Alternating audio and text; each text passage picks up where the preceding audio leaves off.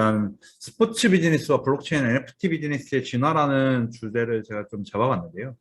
혹시 좀 이따 잠시만요. 제가 혹시 이 카드 보이세요? 요거 지금 스포츠 카드인데요.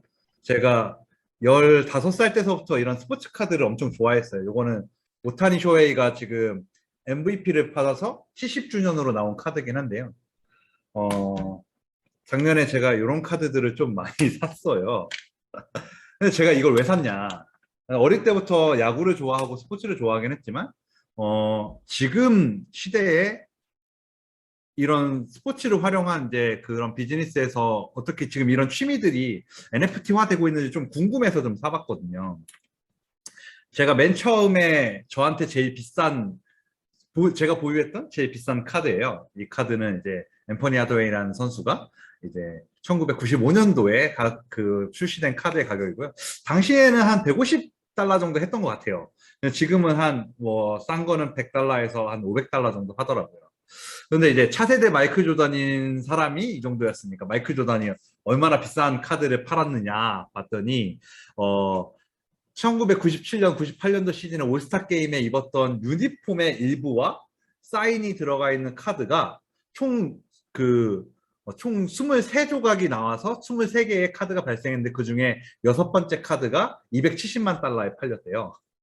이거 보면서 저 진짜 깜짝 놀랐는데, 그냥 역대 최고가가 사실은 마이클 조던이 아니더라고요. 그리고 또 베이브 루스도 아니고, 이게 그, 호너스 와그너라는 선수가 당시 1909년도에 나왔던 이제 카드인데요. 이 카드가 역대 최고가인 77억 달러, 77억에 이제 매 그 거래가 됐다고 하는데 사실 이게 그렇게 가치가 높았던 이유가 이 그 호너스 와그너라는 선수가 담뱃값에 이 카드가 들어있어서 엄청 싫어했대요. 나는 어린이들한테 꿈을 주는 야구 선수인데 담뱃값에 내 카드가 들어있는 거 원치 않는다. 그래서 초도 물량이 5천 개 중에서 거의 대부분이 회수가 돼서 이 카드가 시중에 풀린 게 거의 없고 또 이 사람이 지금 피츠버그 유니폼을 입고 있는데 이 피츠버그 유니폼을 입고 있는 이 카드가 그 중에서도 극히 일부였대요. 그래서 나중에 이 카드가 잘 보관되어 있는 것들을 발견해서 이 카드가 거래됐을 때 이제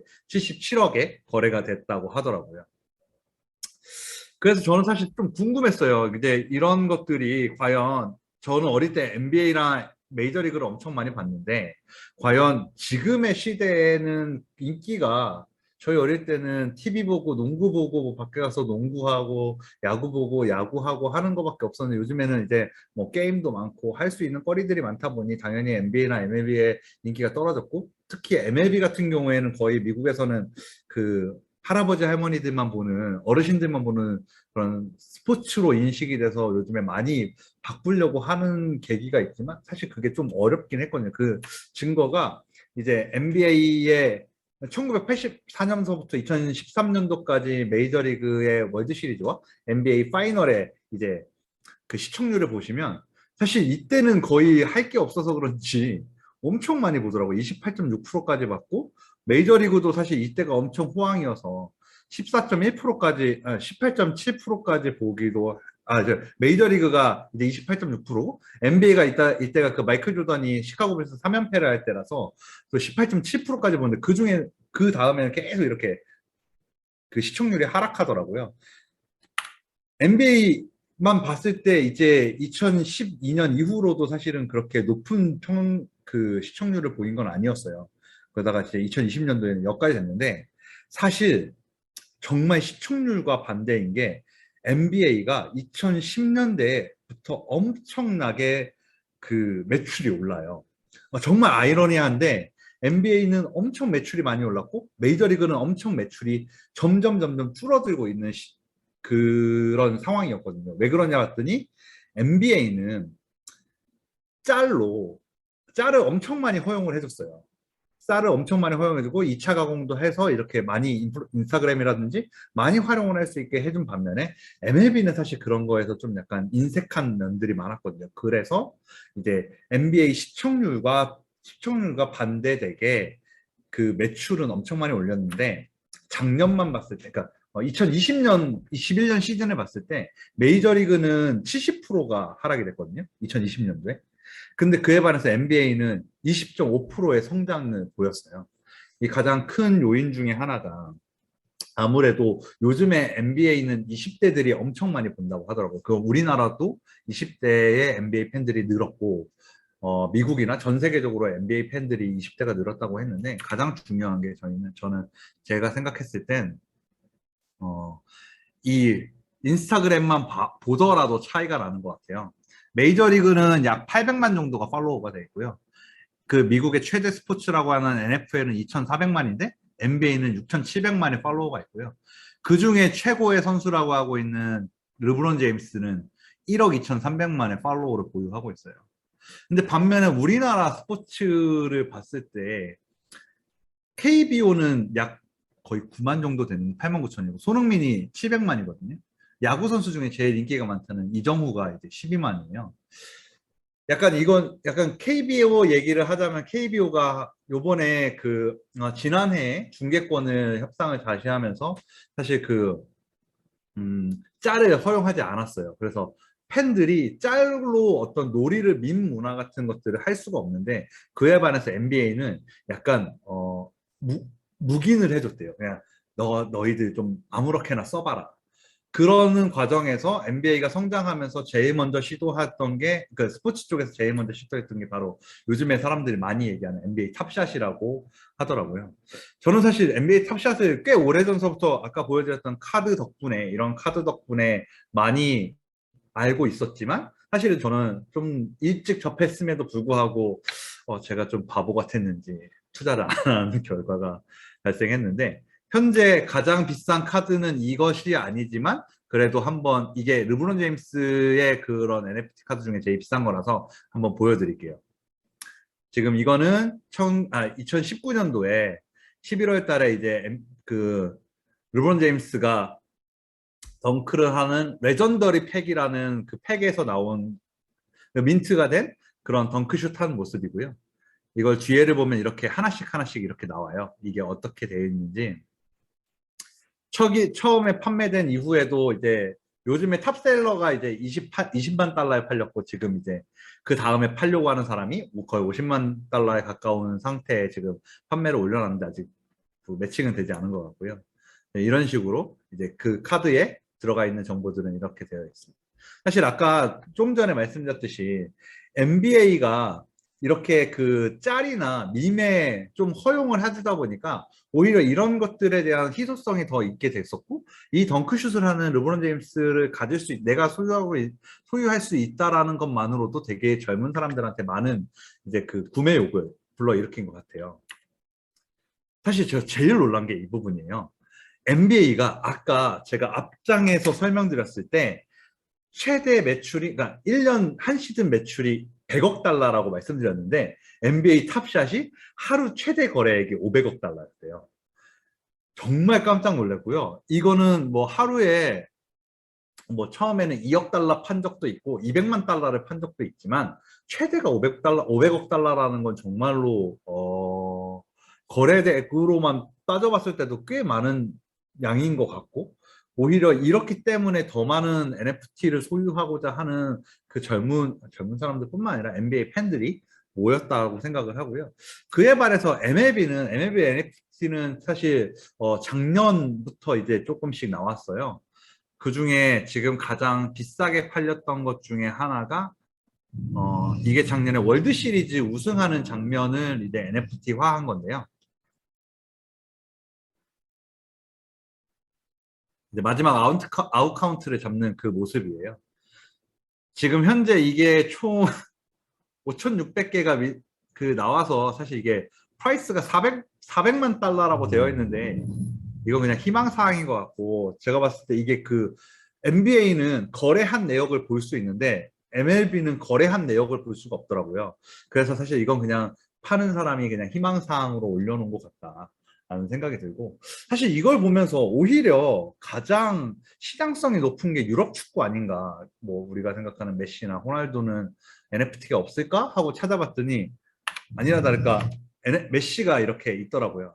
근데 처음에 이게 민팅돼서 팔렸을 때는 이제 500만 달러에, 505만 달러에 팔렸는데 일주일 사이에 900만 달러로 180배 정도 상승을 했지만 사실 그 다음에 거래가 일어나지는 않았다라는 그 기사들이 많이 나오더라고요. 그러니까 900만 달러까지 가서 누군가 900만 달러에 사긴 했는데 그 다음부터 거래는 사실 만들어지진 않았다라는 기사를 보면서 왜 그럴까라는 생각들을 조금 해봤고요. 그 이유는 사실 저 나름대로의 저의 의견은 좀 뒤쪽에 다시 넣어놓고 사실 저는 메시의 NFT 같은 것들은 이 장면을 NFT로 만들면 제일 좋지 않았을까라는 생각을 합니다.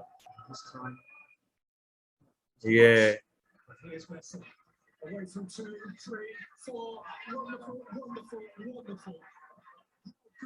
아시는 분들 아시겠지만 메시가 챔피언스 리그 4강전에서 레알 마드리드 상대로 이제 지금도 얘기했듯이 슈퍼 내추럴 골이라는 이제 엄청난 그런 퍼포먼스를 보인 골을 넣은 장면인데요.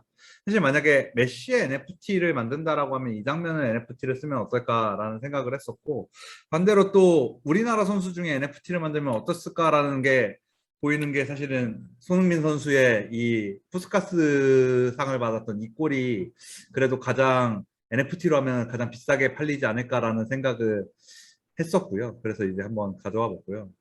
지금 봐도 진짜 멋있네요. 그리고 뭐 좀 기념비적인 거면 이렇게 김영권 선수가 러시아 월드컵에서 독일전에서 이제 독일을 무너뜨리는 결승골을 넣은 이 모습이 또 괜찮지 않을까라는 생각을 했고요. 그러면서 사실 우리나라 스포츠의 NFT 시장은 어떻게 되나라는 생각을 하면서 봤는데 일단은 가장 최근에 이제 동계올림픽을 하면서 최민정 선수의 NFT가 나왔더라고요. 그러니까 동계올림픽 선수들의 메달리스트들의 이렇게 NFT가 나왔는데 보면서 처음에 이게 팔릴까? 라는 생각은 전 솔직히 했었거든요. 근데 처음에 이제 나오자마자 가격이 2배가 뛰어서 없어서 못 판다라고 했지만 사실은 그 한 달 뒤에 바로 한 달 뒤에 똑같은 신문사에서 내놓은 기사에 따르면 아무도 사지 않는다. 아무도 사지 않는다. 지금은 바보가 아니고서 누가 삽니까? 사실 이건 되게 시장성인 것 같아요. 그런데 이런 거 보면서 우리나라 최대 스포츠라고 할 수 있는 KBO에서는 어떤 실험이 있을까라는 생각을 했는데 두산에서 두버스라는 이런 그 그 자체 NFT 플랫폼을 만들었더라고요. 그래서 사실 좀 어저께 좀 제가 찾아보고 좀 웃겼는데 이렇게 선수들의 NFT나 이렇게 있는데 사실 되게 단편적인 이미지만을 갖고 있고 여기 보면은 정수빈 선수가 싹쓸이 3루타라고 해서 그 영상인가 하고 들어가서 봤더니 사실 그냥 그 날 입었던 유니폼으로 있는 이미지만 갖고 있더라고요. 이 박철순 선수의 은퇴식 장면도 사실은 장면인 줄 알았더니 그냥 단순한 그냥 그 이미지였고 그래서 좀 약간 아쉬웠는데 이런 거 보면서 아직까지 우리나라 시장에서는 NFT로 하는 이런 스포츠의 그런 모습들이 좀 약간 아쉽지 않나라는 생각들을 했고 제가 좀 약간 결론적으로 말씀드리면 NBA는 되고 나머지는 안 되는 이유는 일단 NBA는 저작권이나 모든 그 라이센스를 NBA에서 갖고 있더라고요. 근데 MLB도 똑같이 MLB에서 갖고 있거든요. 근데 MLB는 즐기는 사람이 미국, 일본, 한국, 대만? 그 다음에 중남미 몇 개국 빼고는 사실은 야구를 즐기는 나라가 별로 없기 때문에 그런데 NBA는 사실은 팬층이 되게 글로벌하기 때문에도 가능하고, 팬 사이즈가 완전히 다른 것 같아요.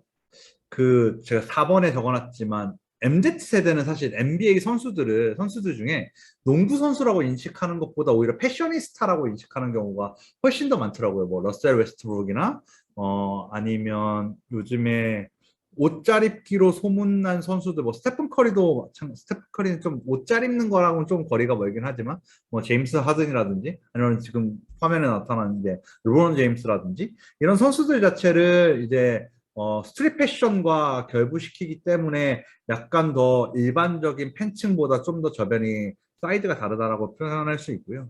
그리고 또 우에파나 이런 축구와 관련돼서는 사실 초상권이 너무 많이 이제 그 분류가 되어 있어요. 그냥 뭐 아까 보여드렸던 메시가 골 넣는 챔피언스리그의 초상권은 챔피언스리그 우에파가 갖고 있고, 메시가 그냥 초상권은 메시가 갖고 있고, 또 바르셀로나 저지를 입고 있는 메시는 메시의 그런 초상권 자체가 메시한테 있기 때문에 이런 초상권이나 또 중계권도 사실 그렇게 다 나눠지거든요. 뭐 바르셀로나의 중계권은 바르셀로나에 있고, 또 챔피언스리그의 중계권은 챔피언스리그 그 우에파에 있고, 라리가의 중계권은 또 라리가에 있는데, 라리가의 밑에 있는 뭐 스카이 스포츠라든지 이런 스포츠 그 저작권 그 중계권이 다 나눠져 있기 때문에 사실 NBA와 다르게 좀 많이 그 활성화되기 어렵지 않나라는 생각이 들었어요. 그리고 또 사실 우리나라 같은 경우에는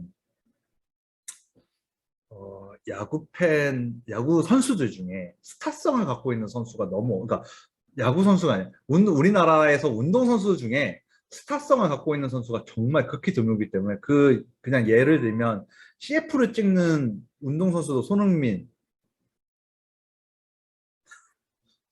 김연경, 네, 김연경, 야구 선수 중에 이정후, 뭐 이 정도인 것 같아요. 정말 그 스타성이라는, 근데 김연아는 사실 은퇴했으니까 이제 일반인이라고 봐야 되지 않을까요? 근데 어쨌든 이제 그런 선수들 빼고, 그래도 예전에 박태환 같은 경우 빼고 사실 이런 스타성을 갖고 있는 선수들이 없기 때문에 사실 이 시장이 더 안 되는 것 같아요. 그러니까 만약에 정말로 손흥민이 NFT를 내서 한다라고 하면 사실 이제는 월드와이드로 무언가 구매를 할 수 있는 팬층도 생겼긴 했지만, 사실 그 저작권이 아까 같은 프리미어리그 경기의 저작권은 사실 프리미어리그가 갖고 있기 때문에, 좀 약간 뭐 한 가지 얘기를 뭐 좀 첨언을 드리자면, 그 일본에서 다음 시즌부터 프리미어리그를 우리나라 중개사인 에이클라가 갖고 있는 스포티비에서 봐야 되는 그런 일도 생기고, 그러니까 그걸 갖고 있는 회사가 이제 어디에다 파느냐에 따라 좀 달라지긴 하는데, NBA는 사실 거의 NBA가 다 핸들링을 하고 있기 때문에 이게 가능하다라고 저는 생각이 되고요. 앞으로도 만약에 이런 스포츠를 관련돼서 한다라고 하면 아마 제일 중요한 건 스타성, 그리고 어떤 스포츠냐. 사실 쇼트트랙, 스피드 스케이팅 선수들 NFT 만든다고 해서 전 세계적으로 그 선수들이 인기 있지는 않을 것 같습니다. 그게 더 잘 팔리지는 않을 것 같고요. 뭐 스포티움을 주님이 보내주셨는데, 네. 약간 그러니까 좀 더 이제 이거 사실 보고 저 좀 재밌었긴 했거든요. 이게 과연 얼만큼 많이 우리나라에서 판매가 됐을까, 사실 좀 저는 그렇게 생각하고, 아마 그런 부분들을 좀 더 중계권이나 이런 초상권, 그리고 또 그 선수의 선수로서의 그런 그 스타성까지 만약에 다 해결이 된다 그러면 충분히 가치가 있겠지만, NBA를 넘어서기는 어떤 스포츠든 힘들지 않을까라는 생각이 듭니다. 제가 준비한 건 여기까지고요.